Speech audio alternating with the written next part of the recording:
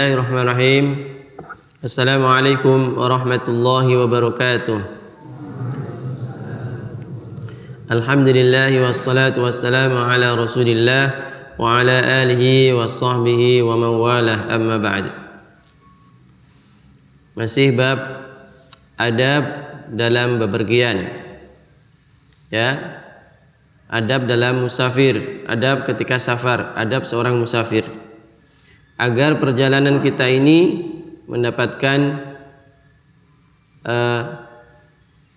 safar kita ini mendapatkan pahala dari Allah Subhanahu wa taala, dianggap suatu ibadah atau ditulis sebagai ibadah yang berpahala. Maka safar yang dilakukan seseorang maka hendaknya mengikuti adab-adab yang telah dituntunkan oleh Rasulullah sallallahu alaihi wasallam. Di antaranya adalah hendaknya kalau bisa bepergian itu di awalun nahar atau di pagi hari atau sejak terbitnya setelah salat subuh ya. Setelah salat subuh berangkat. Itu adalah perjalanan yang penuh berkah. Perjalanan yang penuh berkah. Di perjalanan jauh itu kalau bisa berangkatnya habis subuh.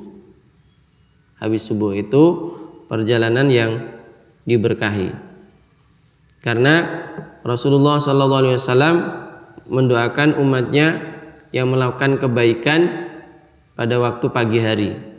Salah satu kebaikan adalah kita bepergian jauh dalam rangka mungkin dalam rangka silaturahim ke orang tua atau silaturahim ke teman atau perjalanan ibadah yang lain ya, atau mungkin mau tadabbur alam. Nah, itu juga kalau memang semuanya jauh safar, kalau bisa berangkatnya pagi hari itu lebih baik. Mari kita baca hadisnya ya. Saya baca hadisnya dalam kitab Riyadhus Shalihin. Qala al-Imam an-Nawawi rahimahullahu taala wa an Sakhr ibn Wada'ah al-Ghamidi as-Sahabi wa an Sakhr ibn Wada'ah al-Ghamidi as-Sahabi radhiyallahu anhu anna Rasulullah sallallahu alaihi wasallam qala Allahumma barik li ummati fi bukuriha.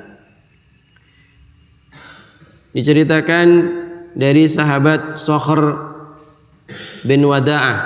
Ada seorang sahabat namanya Sakhr bin Wada'ah al-Ghamidi, dari suku Ghamidi.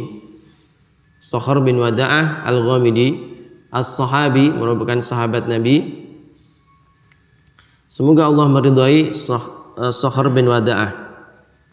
Anna Rasulullah sallallahu alaihi wasallam qala, bahwasanya Rasulullah sallallahu alaihi wasallam telah bersabda, Allahumma barik li ummati, ya Allah berilah berkah kepada umatku ini fi bukuriha, dalam semua pekerjaannya yang dilakukan di pagi hari. Berkahilah umatku di pagi hari, sehingga seluruh amal soleh yang dilakukan di pagi hari ini diharapkan mendapatkan berkah. Ya, karena didoakan oleh Nabi sallallahu alaihi wasallam. Wa kana idza ba'atha sariyatan aw jaishan ba'athahum min awwalin nahar.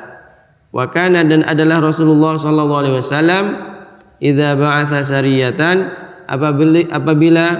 apabila beliau mengutus sebuah pasukan. Sariyah itu pasukan kecil ya, di bawah 100. Au jaishan, atau pasukan besar di atas 100 orang. Ba'athahum min awwalin nahar, maka Rasulullah sallallahu alaihi wasallam beliau mengutus pasukan itu min awwalin nahar ya, di awal nahar, di awal siang, yaitu pagi hari. Jadi kalau ada pasukan mau berangkat Ini pasukan kan berjihad, itu amal soleh yang besar, ya, yang memerintahkan langsung Rasulullah SAW. Beliau kalau mengutus sebuah pasukan, melepaskannya selalu di pagi hari, di setelah subuh. Nah, kalian berangkat sana. Kalau beliau tidak ikut pasukan, kalaupun beliau ikut juga sama, beliau berangkat di awal nahar atau di setelah subuh, kira-kira itu. Jadi awal nahar itu kira-kira setelah subuh. Awal nahar, awal dari siang, ya, itu pasnya adalah subuh, setelah salat subuh. Wa kana Sokhrun tajiron. Sahabat Sokhr ini adalah seorang pedagang. Fakana yab'atsu tijaratahu awalan nahar fa asra wa kathura maluhu. Ini sahabat yang meriwayatkan hadis ini, yang meriwayatkan tentang doanya Nabi ini. Sahabat itu namanya Sokhr. Sokhr ini adalah seorang pedagang, dan dia pedagang yang sukses. Nah, kesuksesannya ini bisa disebabkan ini, diantaranya adalah ini. Wa kana Sokhrun tajiron fakana yab'ats tijaratahu awalan nahar. Maka beliau itu, Sokhr ini, memulai berdagang selalu di awal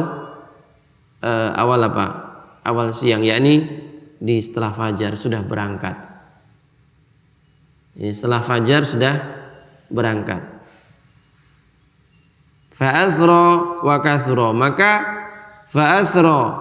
maka bertambahlah banyak dagangannya, wa kasra maluhu, dan bertambah banyak juga hartanya. Jadi kalau ingin untung yang besar dagangannya, ya, subuh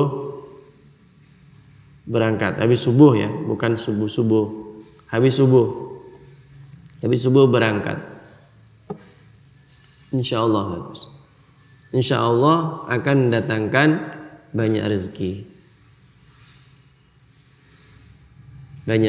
Gitu. Jadi kalau pengen dagangannya laku, keras, atau memperoleh banyak keuntungan yang besar, ya, jangan sampai habis subuh tidur. Seorang pedagang itu habis subuh dia langsung berangkat.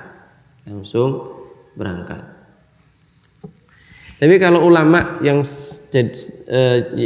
ulama dan dia juga pedagang, rata-rata itu habis subuh mereka melakukannya apa? Habis subuh mereka ngaji, zikir sampai terbitlah matahari. Kemudian setelah itu mereka baru pergi ke pasar setelah sholat duha. Itu juga mendatangkan banyak barokah, lebih barokah lagi. Karena apa? Dia melakukan ibadah yang sangat luar biasa subuh sampai terbitnya matahari. Seperti Muhammad bin Sirin, ada seorang pedagang, seorang ulama juga pedagang, yaitu habis subuh dia ibadah, zikir sampai terbit matahari, habis itu kemudian dia berangkat ke pasar.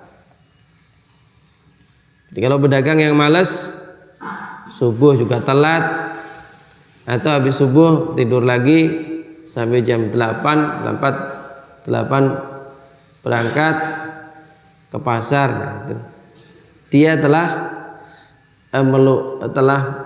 melewatkan waktu terbaiknya dengan tidur. Ya. Kecuali betul-betul ngantuk, ya, yang nggak bisa ditahan karena mungkin sholat malam, kebanyakan sholat malam mungkin, ya. Tapi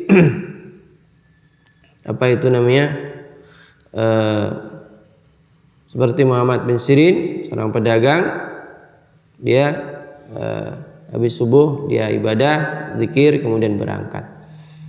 Ada seorang pedagang terkenal di Semarang itu, hartanya bermiliar-miliar. Dulu seorang karyawannya, dia cerita kenapa bisa seperti ini, ya, bisa menjadi orang yang kaya raya.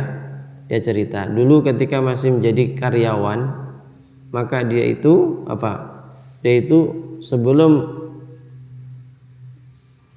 orang-orang berangkat dia udah berangkat dahulu.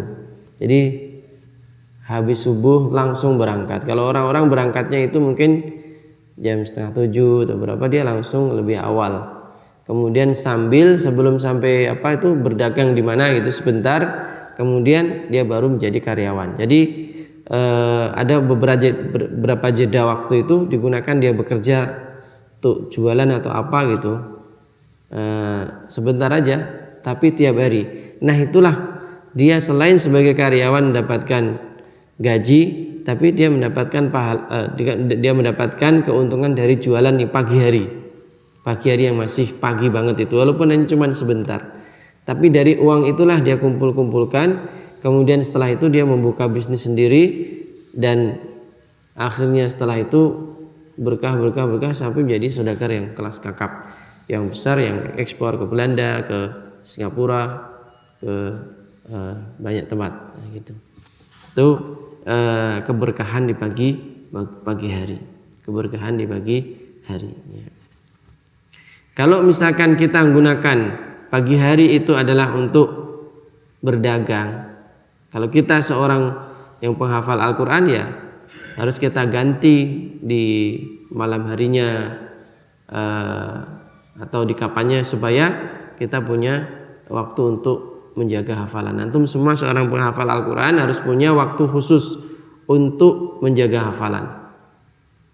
Ya, saya sudah berusaha saya posisikan ba'da subuh itu adalah waktu terbaik untuk murojaah. Kalau antum bisa istiqomah ini sampai meninggal dunia, itu adalah amalan yang luar biasa.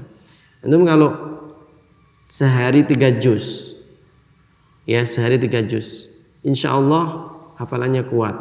Walaupun sebenarnya yang paling bagus adalah sehari itu 5 juz, itu hafalannya kuat.